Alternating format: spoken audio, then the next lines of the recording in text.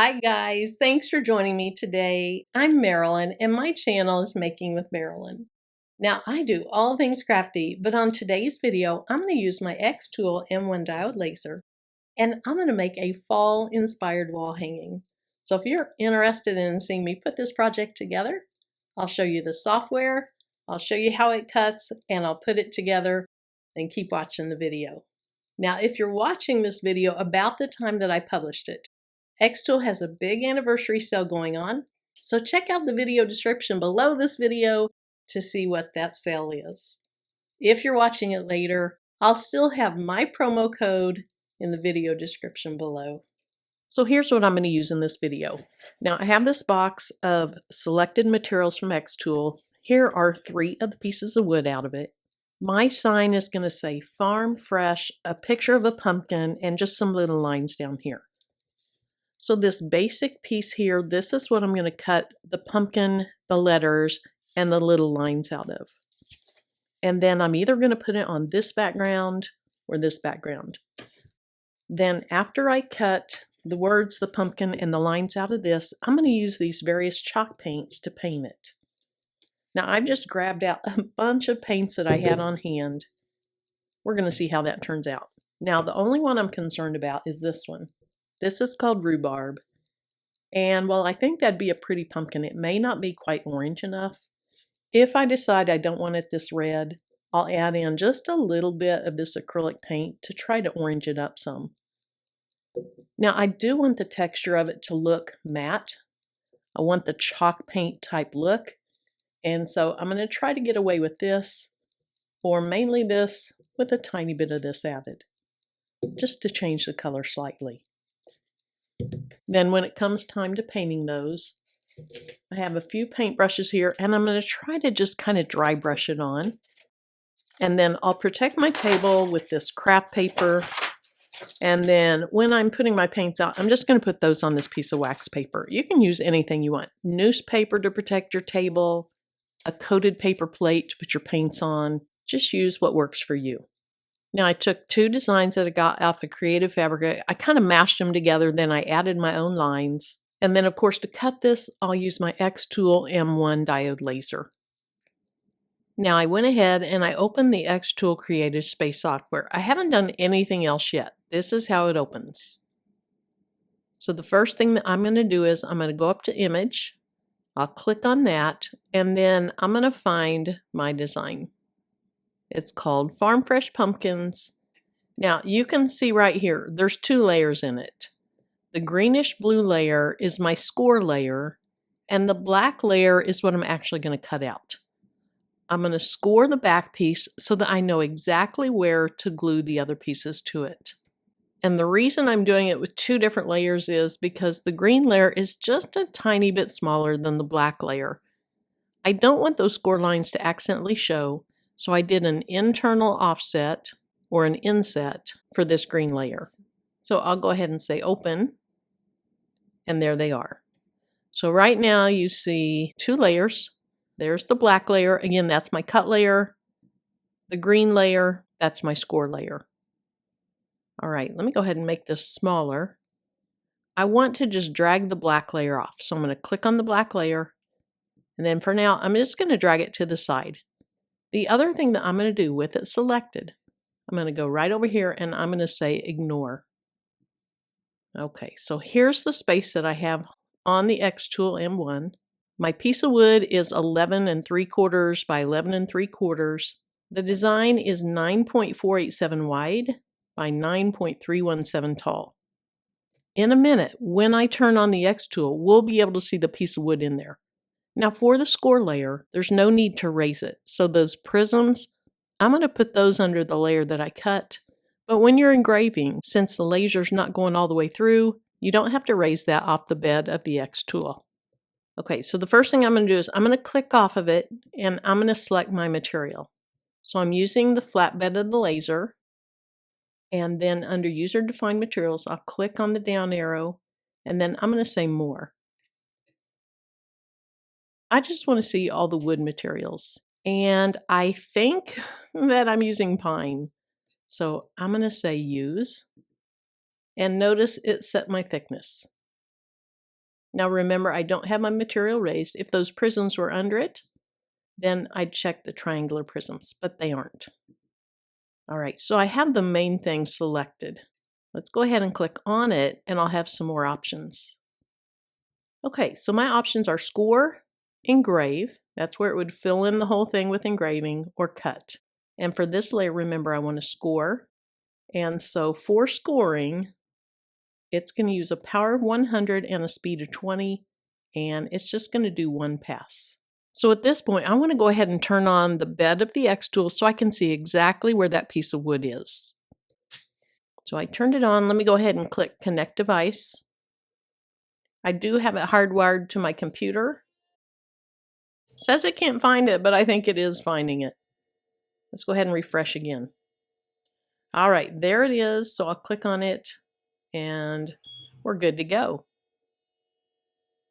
Now it's hard to tell where the wood ends, but basically I had the wood pretty close to this bottom white line. And so if I center this within this square, I think I'm going to be great.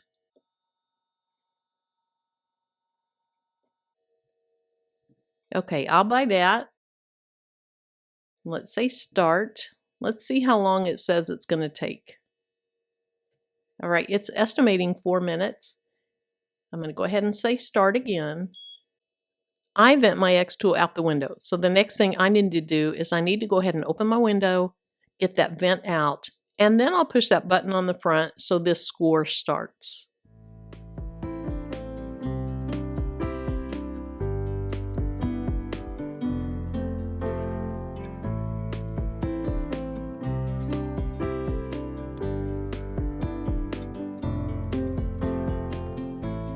Now the scoring took 4 minutes and 55 seconds, and I could peek through the window of the top of that xTool, and I think it looks great. So let's go ahead and remove that.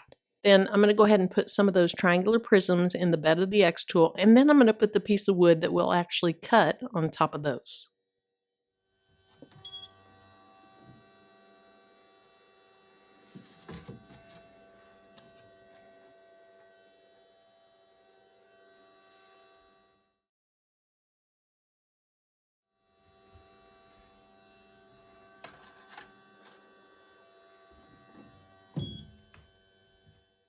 Now that I have that ready, I'm going to go ahead and say OK. And then let's just move this layer off. And this time we're going to say we'll ignore it. And then we're going to bring that cut layer back on. Now I can put the cut layer anywhere. And I want to waste as little as possible, so I'll put it right up here in the corner. Now if I wouldn't have made this one complete path, it wouldn't even matter if this pumpkin was up higher, if those were tucked up against each other, but I didn't think about that. And so it's going to cut out exactly like this. Okay, so I need to click off of it. And then this time I'm going to go back to the more. And again, I'll filter by wood. And I'm pretty sure that this is basswood. That's what I'm going to try. Okay, so it put the thickness in there. And then on raised height, I need to say I have those prisms inside. Okay, notice now it's off the side. You can refresh just to make sure you know where you are. But let's move that over. All right, so remember when I was over here, I checked my material and then I click back on it and I need to make sure it says score, and it does. I need to quit ignoring it. And then this has the power set to 100%, a speed of 50, and one pass. Now, if that doesn't cut all the way through, before I move the material, I can have it cut it again. But we're going to stay with their settings. We're going to see what happens. So I'll go ahead and say start. So I'll click start again. The button on the front is flashing, so let's go ahead and cut that out.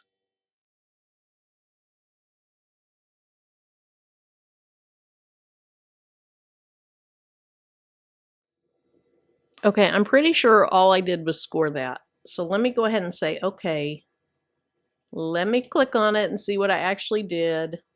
And look, I just scored on it. So let me click on cut. I'm not going to move the material. Now this time, look at that speed. It slowed all the way down to 3. So I'm going to do that over. Of course, it's going to take longer because the speed is so much slower, but it still says it's 1 pass. So I'll go ahead and say start. And yes, it says it's going to take 21 minutes.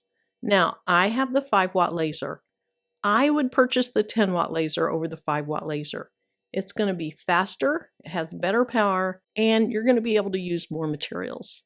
So I'll say start, and then let's click the button on the front. Hopefully this cuts through in 1 pass.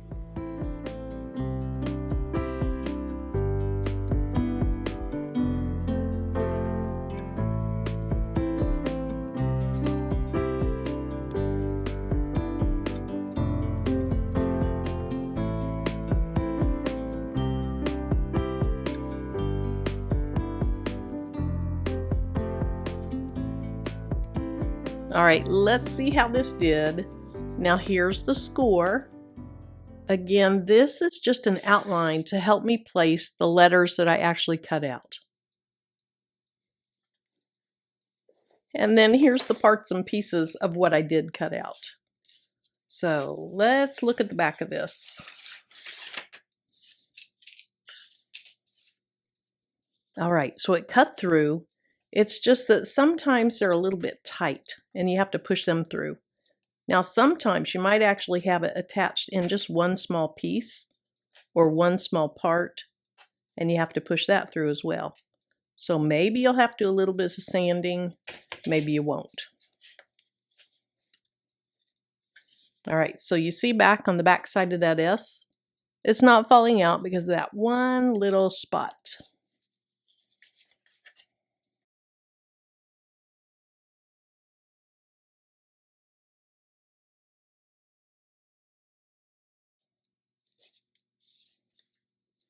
Now let's go ahead and put those on the board. I want to make sure that I have the right side facing up. And I believe that the singe marks are on the front, so it should be pretty easy to tell. But I don't want to accidentally paint the back and then have to go back and redo it.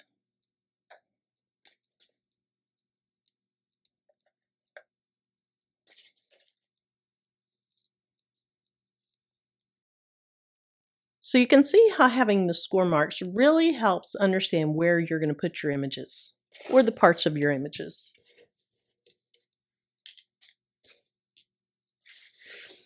All right, let's go ahead and move those off onto my craft paper. And then I want to move this aside so I don't accidentally get paint on it. Now for this sign, I'm going to paint the letters and these white lines just a really crisp white. I don't really want the paint to go on the sides. I like that darkness. It kind of sets it apart to me. And so I'm going to try to use this little paintbrush, and I'm not going to have a ton of paint on there, and I'm just going to try to wipe it on the top. Now it might take 2 coats, I don't know. I don't need these to be filled in really opaque. I want this to be just a little bit rustic. But that's what I'm going to do right now. So I'm going to go ahead and paint these. I'll fast forward through that, and then we're going to put it together on that backing. Now remember, I have this wax paper. I'm just going to dump a little bit out. And with painting, oftentimes less is more. So do multiple coats before you do one thick coat. Now I have a hard time with that because I'm a little bit of an impatient painter, but I'm going to try.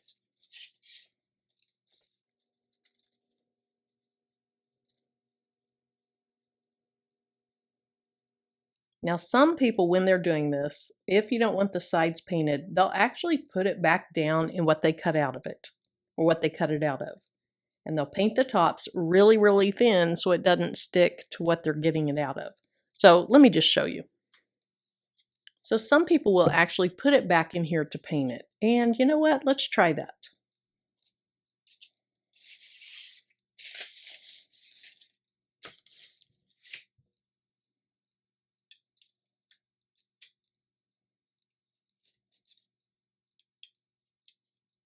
Now, when you do it that way, your paint really has to be thin, because if you glob it on there, the paint's going to go on this piece too, and it's going to get down into that crack, and it's going to be hard to remove this.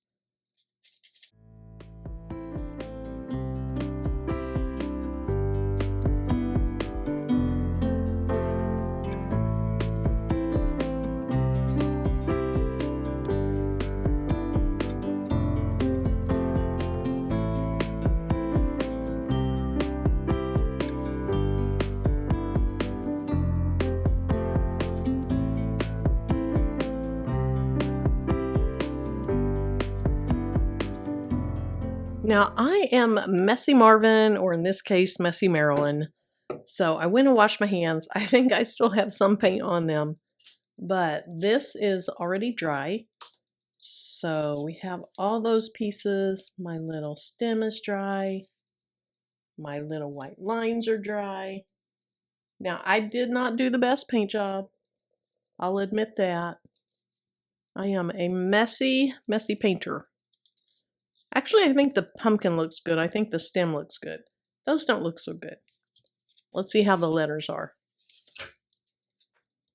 Now, after telling you not to put very much paint on, I can tell some of my paint went down in the cracks, so it's a little bit hard to get these out.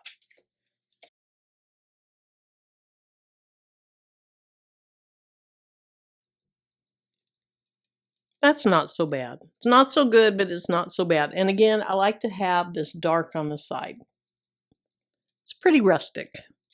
I'm going to go ahead and take the rest of these out, and then we're going to start gluing them down.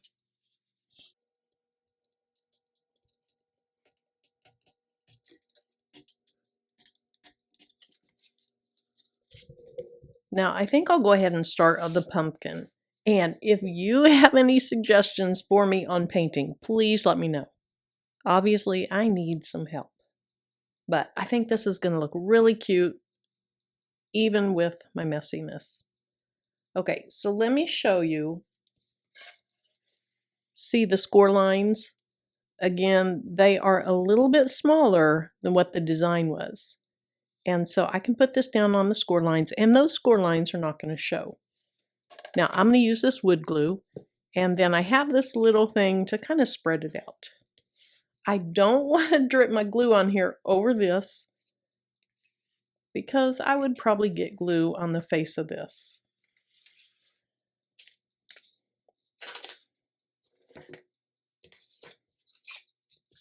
All right, so I'm going to use this wood glue pretty sparingly. And you can pick this up at Walmart, Lowe's, Home Depot. You can get it at a lot of different places. I'm sure you can order it off of Amazon even. Now, I thought at one time they even had really small bottles of this at the Dollar Tree, but I'm not sure about that one. But I want to keep the glue away from the edges, because as I push down, it's going to try to spread out, and I don't want it to ooze out from under my pumpkin. All right, so I'm just going to kind of smooth that out just a little bit. Make it where it's not so thick out near the edges. And let's see. Yes, it goes just like this.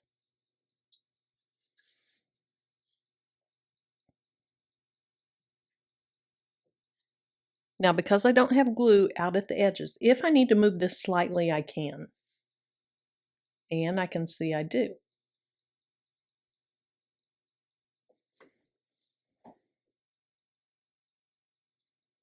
All right, that looks good. I like how the color turned out. Oops, I moved it. Okay. Scooch it back over. When I press down, I shifted it that way.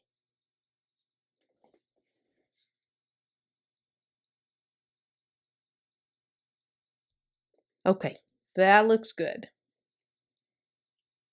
Now I'm just going to continue this on every piece on here. And I wanted to start with the larger pieces because I thought I'd get a little bit of a hang for it by the time I got to the really small pieces.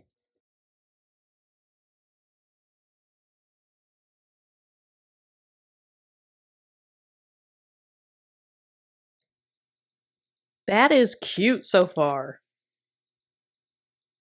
Super cute. All right, let's keep going.